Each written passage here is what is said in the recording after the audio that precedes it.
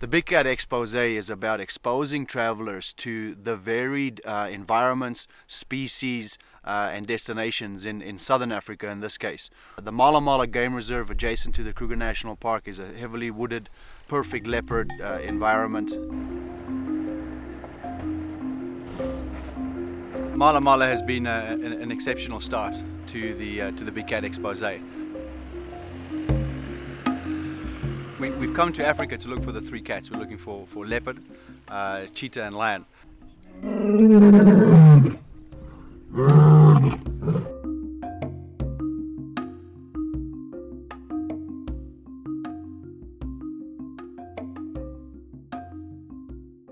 We were fortunate enough at Mala Mala, which it really delivers in terms of the big cats. We found all three already.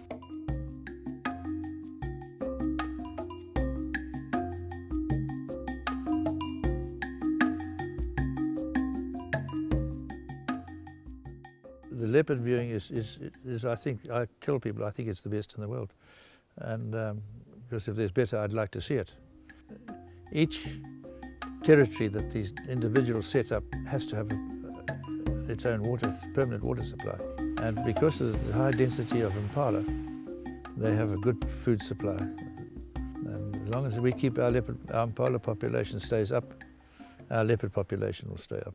One of our major draw cards is the Kruger Park. This common boundary. Yeah, we've got a common boundary with the Kruger Park, and a big thing about it is the fence was dropped in the early 90s. And I then became the enemy of the board on the fence and issue, and I'm pleased to say we won. And I've got a picture here which I'm quite proud of. There's the director of national parks on the Kruger Park and me on this side cutting the fence, and that's how we took it down. That was in 1993. So animals have got free movement in and out of the property.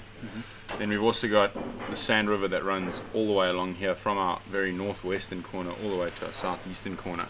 The money coming into the area from tourists paying good money, paying top dollar to see good game, undeniably supports that area. It then stays a viable commercial enterprise. Remember, the land is private land. It could be used for farmland, it could be used for anything. But the fact is that it sustains itself by people paying to view the animals on it. In other words, they're paying for the land to be maintained in its pristine condition.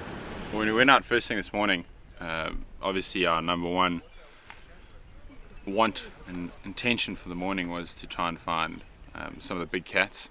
And we left camp and Chris was lucky enough to hear some alarm calling animals. Morning's been absolutely awesome.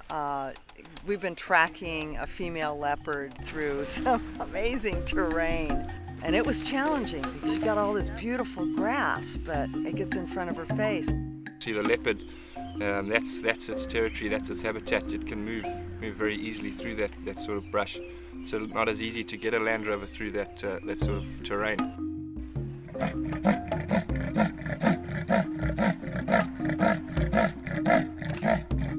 The way that a leopard essentially camouflages itself is that with the spot, with the rosettes and the spot pattern, it makes itself, its one body, basically into 1,000 little pieces which are easy to conceal, rather than trying to conceal the outline of one. So essentially it breaks the outline of the animal.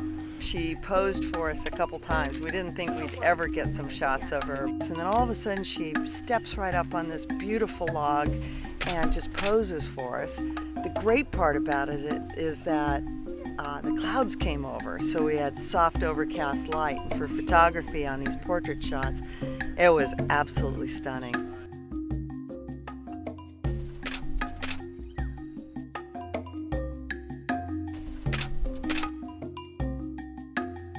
Her scent marking and her walking like she was, stopping every now and then, listening, that's typically how leopards hunt, and how leopards will go around and sort of mark their territory and do that kind of thing.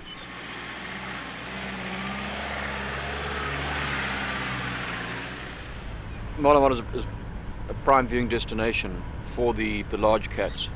It's one of the best areas in which you can see lions, leopards and cheetahs. You'll never see all of them with equal facility. Cheetahs of course prefer open habitat, which doesn't favour leopards as much. Here the habitat is ideal for leopards. It's very good for lions. So our leopard viewing is exceptionally good.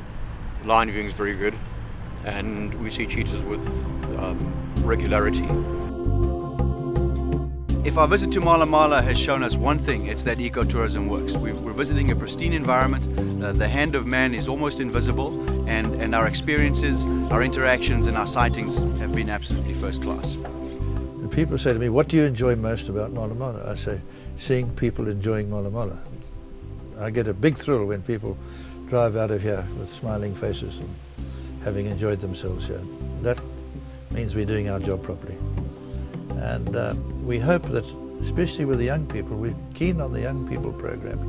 You know, we give them backpacks and all that sort of thing. And if they go back to wherever they come from, and there's a park there, and there's a squirrel, or there's a bird, or something, we hope when they get back, they're going to go and see that that gets looked after. So maybe if we're successful in 5% of the time, at least we're contributing favourably to nature somewhere in the world.